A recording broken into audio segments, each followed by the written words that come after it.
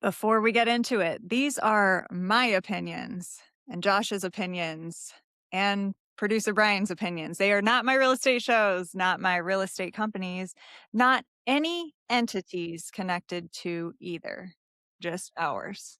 Now let's go.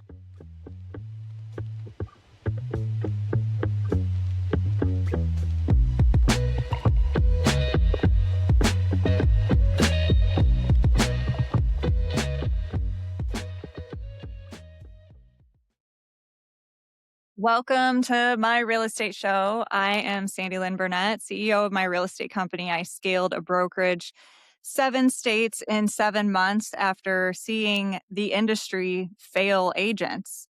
I'm joined by my co-host, Josh Ries. I'm Josh. I'm the director of advancement at my real estate company. And I met Sandi Lyn because her business partner threatened to burn my house down.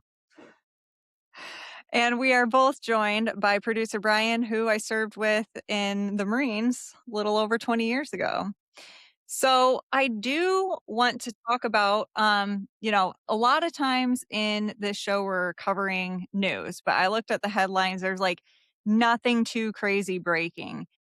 So Josh did a training a while back, and as I was watching his training, which by the way, if you guys have not gone to one of Josh's trainings, they are amazing. He does very good training. He does really good lead gen for agents, different things. But Josh, before we get into this, why don't you tell them about your former law enforcement career? So for those of you that don't know, prior to being, well, and actually there was a little bit of overlap, but I was in law enforcement for 10 years, worked for the city of, well, I worked for Multnomah County, which the sheriff's office is in Portland. That's where basically I did most of my work was in Portland. So for the sheriff's office, about 10 years in law enforcement before I came into real estate.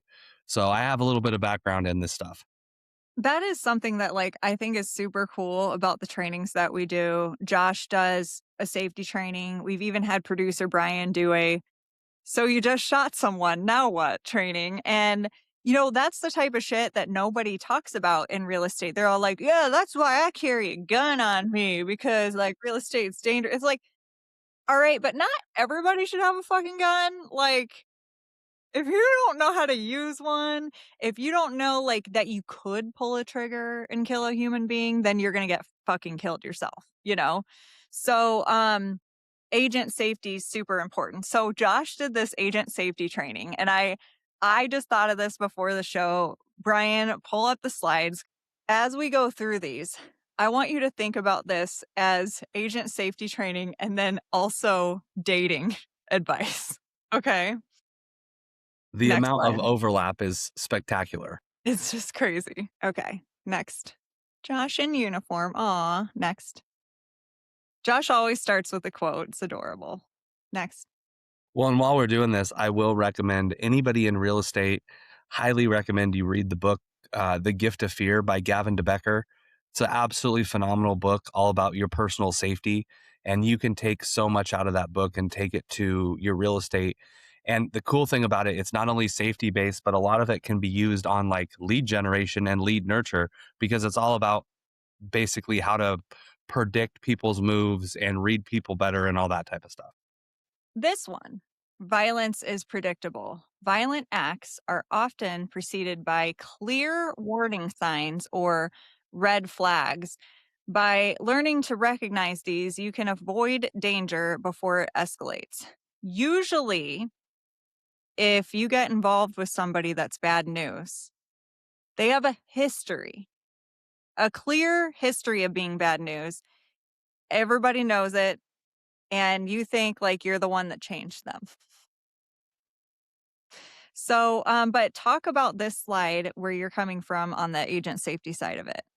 So on the agent safety side, it's just all about like violence is definitely predictable. The problem is most people aren't looking for the red flags and the signs, or they want to be nice. And so they're willing to overlook the red flags that they're seeing when they're talking with a new lead. Or even an old lead, somebody, this doesn't have to be all just new leads, but it can be an old lead that you're talking to that you might have some history with. And you think to yourself, oh, they would never do anything wrong, or, they're a good guy or whatever. Um, but ultimately, violence is always predictable. And we just have to, as agents, understand that we need to be looking for the warning signs or the red flags in order so we can spot those things and get out of the situation before it turns bad. Just because someone uses some of these tactics doesn't automatically mean they're out to get you. You've got to look at everything in context and evaluate the full picture. And that's like, in any interactions I have with human beings, they will just do something that rubs me the wrong way. And I'm like, ugh, you know what I mean? But that doesn't mean that they're inherently bad or I should avoid them like the plague or anything. Uh, so, what Josh is about to talk about in his training is the tactics, right? So, just because some of these tactics you'll recognize doesn't necessarily mean they're out to get you, but you should be looking out for these tactics. Is that what you're getting at, Josh? Yeah. So basically, in that book that I talked about, The Gift of Fear by Gavin DeBecker, he breaks it down into, I believe it's seven, like what they call pre assault indicators. And these are things that people do, like bad people do, to try to earn the trust of the good people before they victimize them.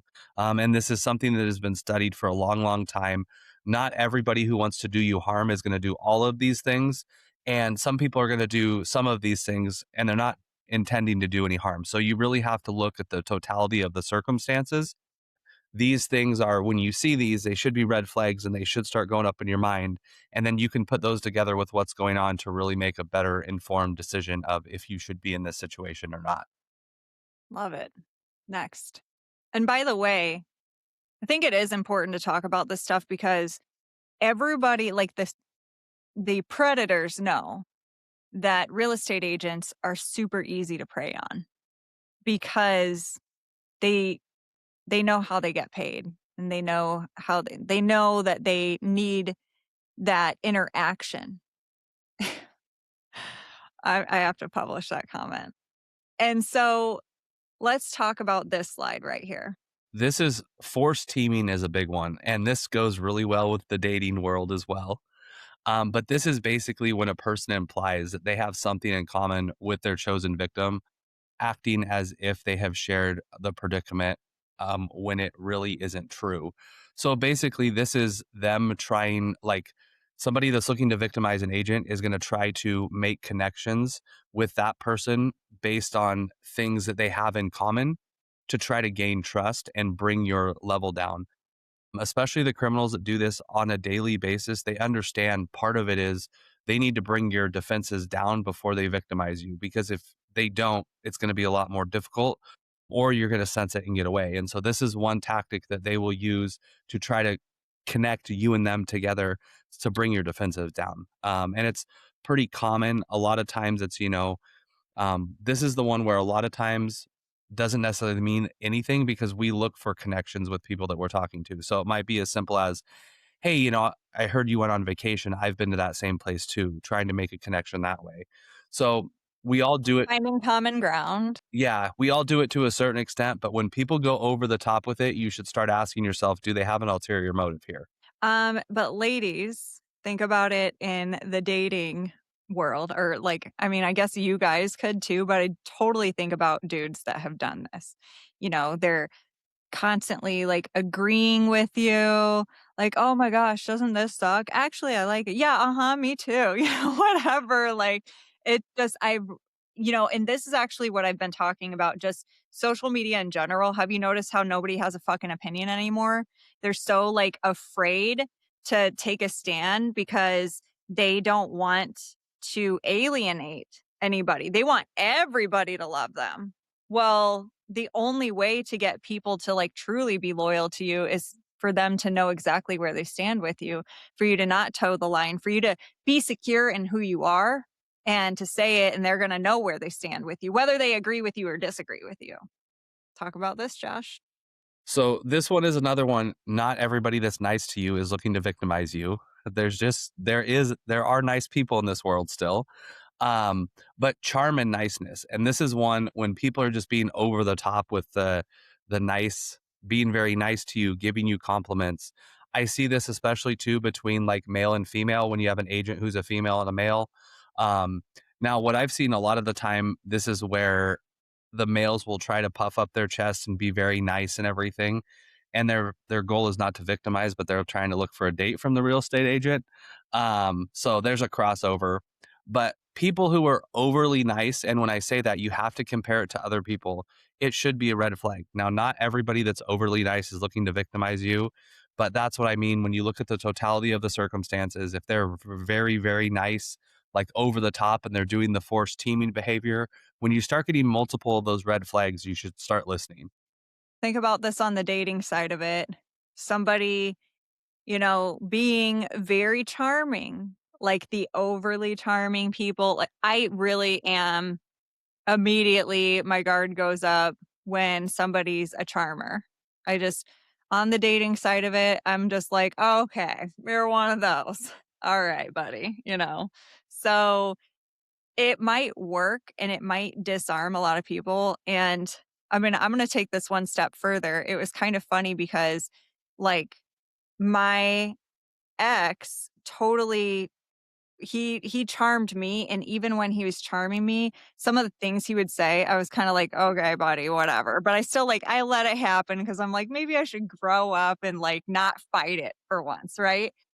But then, later on, when I found out he was cheating on me, all the texts that he sent to these women, he was calling them the same pet names, just the same fucking lines, like, it was not original at all. And so, that's what I look for, is, like, are they saying really standard phrases, or are they saying something, like, in particular, something that's, like, actually genuine about you? 'Cause to me, that's genuine charm versus just, like, out of a box charm. Ooh, I love this one. Yeah. And this one is, I think, very, very true in the dating world as well, because it has to do with lying. And most of the time, if people are giving way too many details about a topic, they're probably lying or at least exaggerating their current position. So, where I use this a lot is when I'm talking to clients, especially new clients, about finances.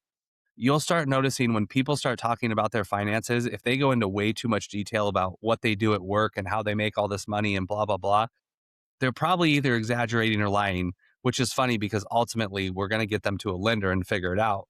Um, but if they're providing way too many details, going way too in depth on topics that really don't matter, you're probably dealing with some type of deception in one way or another. Brian, I don't think that Brian, tell them what your dad his background. My dad was Army, like, out of college, like, artillery and EOD and explosives and stuff, and that led him into federal law enforcement, where he then investigated arson crimes, and that led him into polygraph, which is the lie detector machine. So a lot of it is like not scientific, but it is like, study. Like people have behaviors and habits. So knowing what to look for, you can help detect whether someone is deceptive. The machine reads like heartbeat and, blood pressure and all that kind of stuff.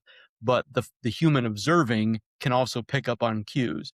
So that was his job for almost or over 20 years, was a polygraph examiner for ATF.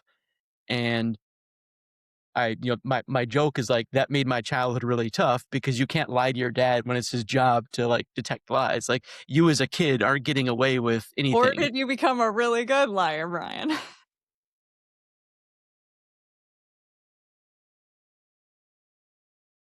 And the answer would be yes, that would be so cool to have him teach us some things about deception. Again, I'm gonna take this on the dating side of it. The too many details thing, you ask them about their background. I mean, there are some people that they just don't shut up and they're just like that type of person.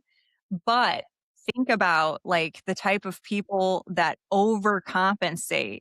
They start to make up a big story about like where they went to school and why they picked that school, all this crazy shit that like you did not even ask about because they're really covering their ass. And that's the same story they tell every time.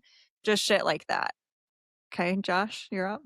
So this is typecasting, and this is basically an insult is used to get a chosen victim who would otherwise ignore one to engage in a conversation to counteract the insult. A lot of these are like self-deprecating insults. So like the criminal slash person who wants to do bad will almost insult themselves.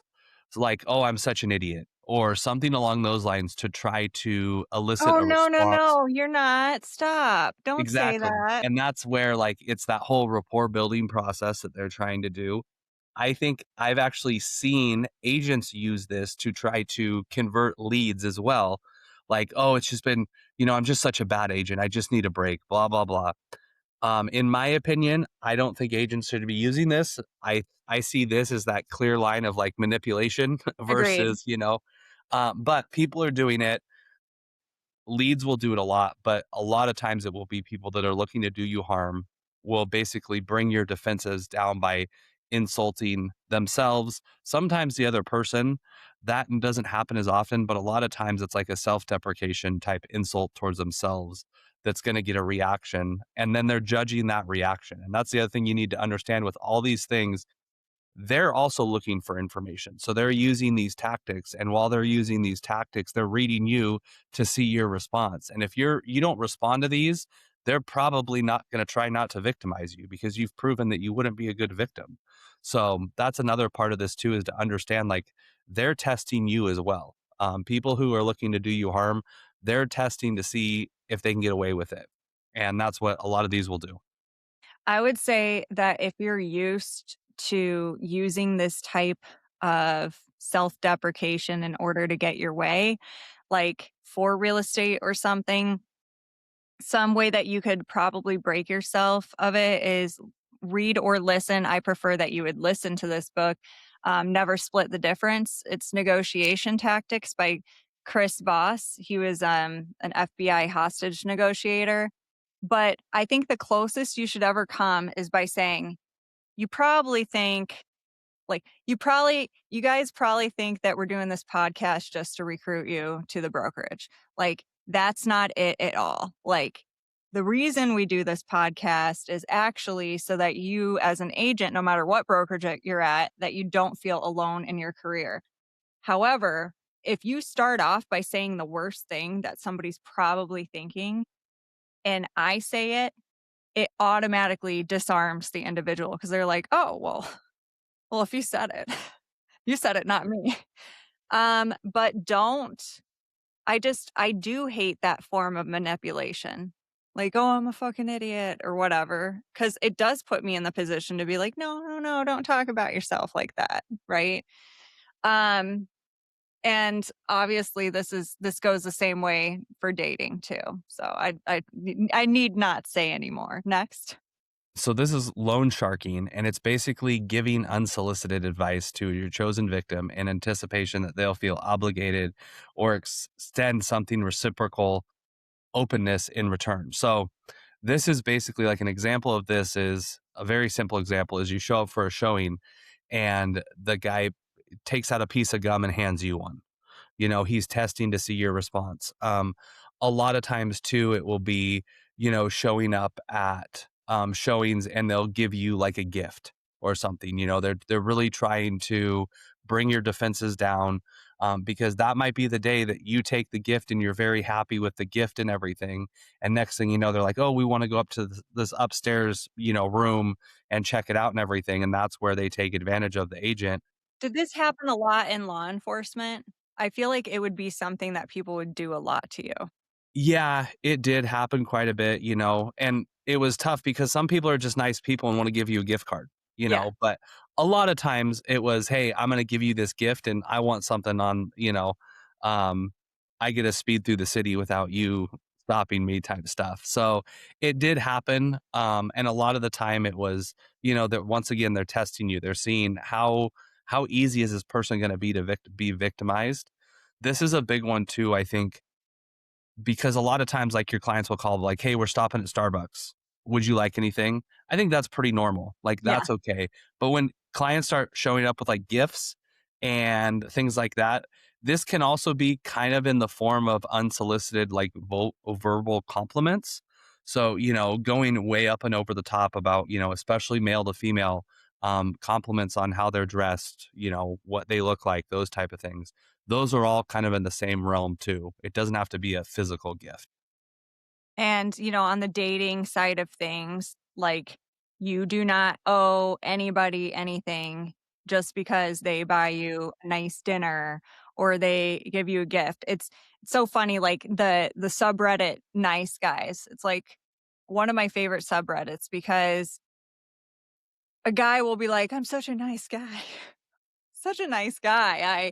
I like took, I'm so sweet, gave her everything she asked for, bent over backwards, and then she went like for this like bad boy or whatever. And like, but all these texts that are being posted are of the nice guys not being very nice. They're buying them gifts and very much expecting something in return. They're very much pressuring these women and everything. And it's like, that's not what fucking nice guys do. Like, I think you should understand.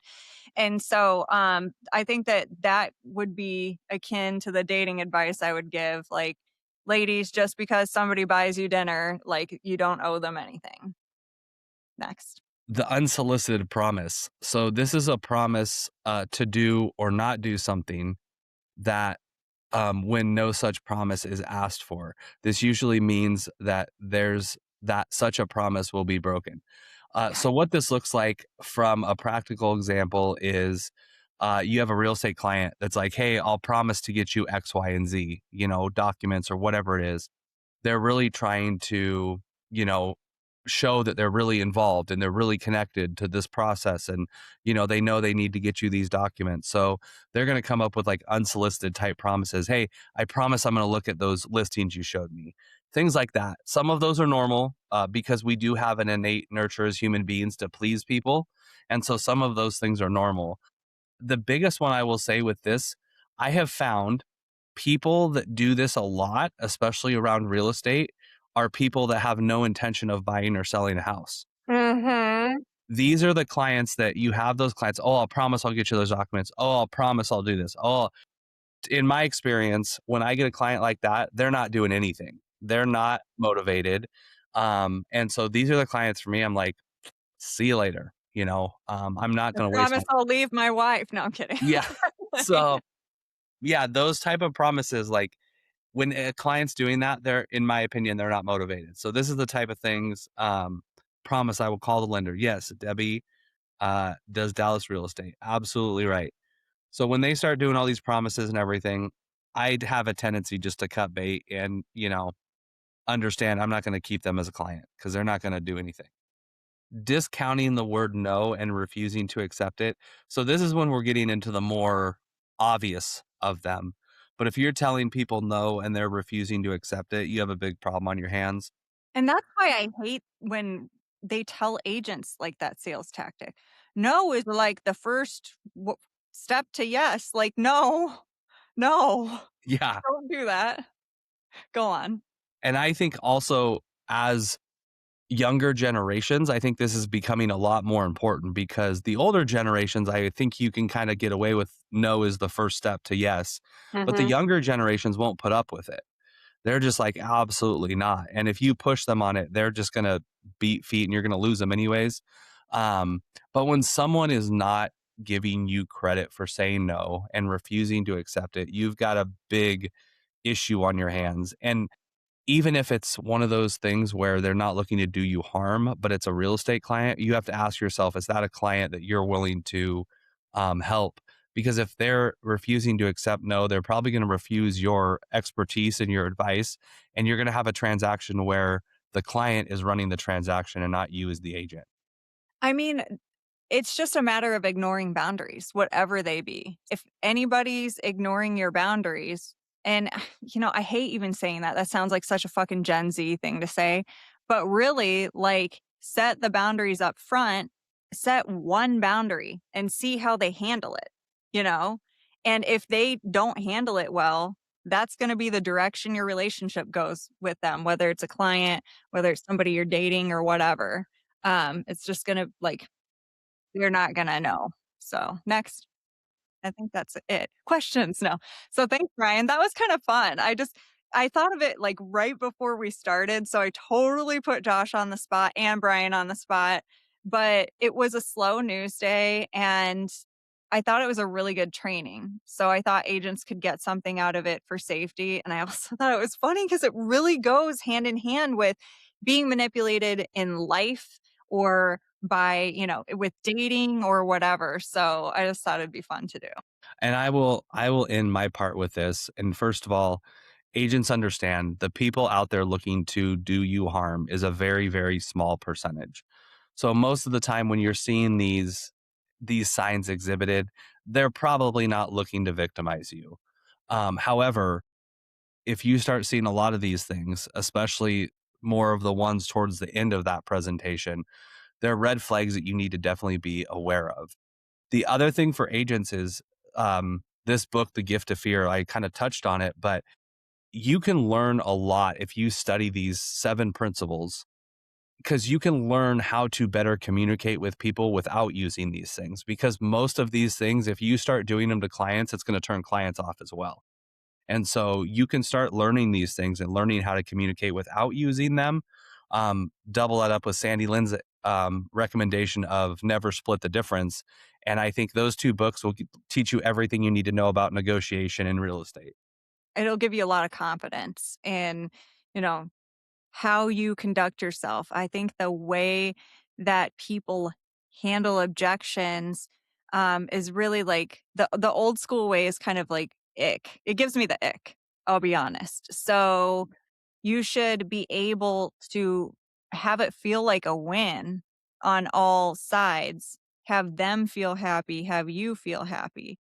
So don't ever correct my spelling again, Brian. I am running a show and I'm typing. Okay. So, all right. With that, cue up the theme song, Brian. This was my real estate show. If you found value in this, please, Josh, if you found value in this, please share it with somebody else, another agent, anybody you think that would enjoy this episode or clip. And what am I forgetting? Episodes are up by 9 p.m. If you catch the live stream, it's really fun to chat with you guys and you guys can very much even determine the direction of the show. That's the fun part of live stream. If you miss the live stream, then episodes are up by 9 p.m. Central Standard Time. So this is a daily show. It's the daily show you've been missing. All right, we'll see you tomorrow. See ya. See you tomorrow.